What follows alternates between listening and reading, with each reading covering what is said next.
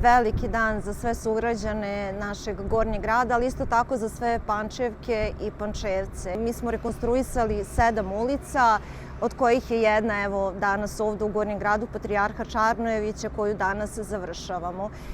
Takođe bih napomenula da smo u prethodnom periodu od ulica uradili negde hronološki, to je bilo Branka Anovića u centru, zatim Radnička, pristupni put u severnoj poslovnoj zoni, zatim Bratstva jedinstva, Svetozara Šemića, Branka Radičevića i danas završavamo radove u Patrijarha Čarnojevića.